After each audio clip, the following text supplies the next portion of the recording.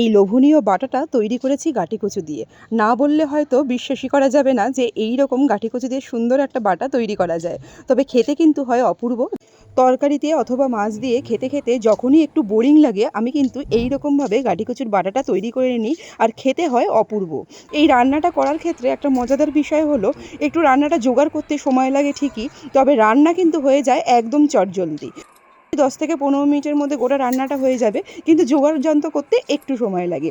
সবার প্রথমে গাঁটি কচুগুলোকে একদম ভালো করে পরিষ্কার করে ধুয়ে নিয়েছি। এরপর গা থেকে খোসাটাকে ফেলে দিচ্ছি, ফেলে দিয়ে একটু ছোট ছোট টুকরো করে কেটে নেব। ঠিক আলু আমরা যেরকমভাবে কাটি ওই রকমভাবে কাটলেই কিন্তু হবে। সব কটা গাঁটি কচুকে এইরকমভাবে কেটে নেওয়ার পর কয়েক কোয়া রসুন একটু ছাড়িয়ে নিচ্ছি। এই রান্নাতেই ব্যবহার করব। মোটামুটি 8 থেকে 10 কোয়া মতন রসুনও এখানে ছাড়িয়ে নিয়েছি।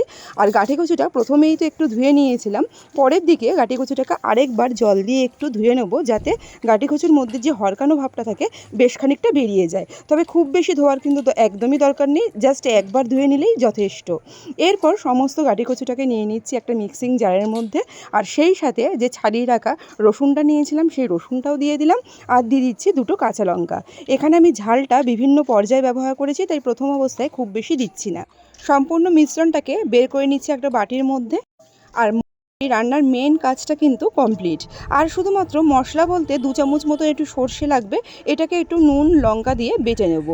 বাটার ক্ষেত্রে একদম সামান্য একটু জল ব্যবহার করেছি, এই জলটুকু দিয়ে পুরো সর্ষেটা বেটে নিচ্ছি।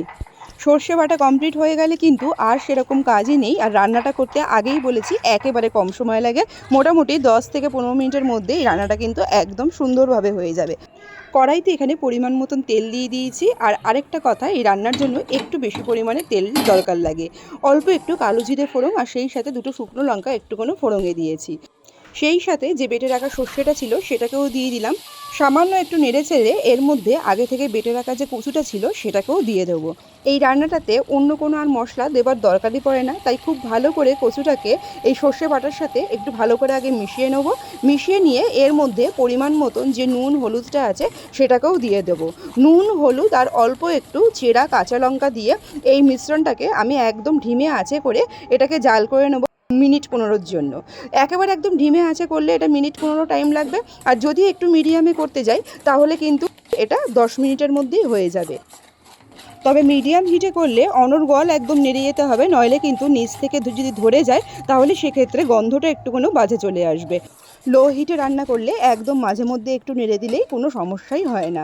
একেবারে একদম যখন কড়া থেকে ছেড়ে চলে আসবে তখন বুঝে নিতে হবে কচু বাটাটা কমপ্লিট হয়ে গেছে।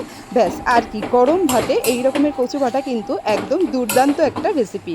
গাঁটি কচুর এই রেসিপি আপনারা বাড়িতে কে কে ট্রাই করেছেন আমাকে কিন্তু জানাতে একদম ভুলবেন না। রেসিপি আর ভিডিও ভালো লাগলে অবশ্যই লাইক কমেন্ট শেয়ার করে একটু পাশে থাকবেন। দেখা হচ্ছে পরের কোনো ভিডিও নিয়ে। ধন্যবাদ।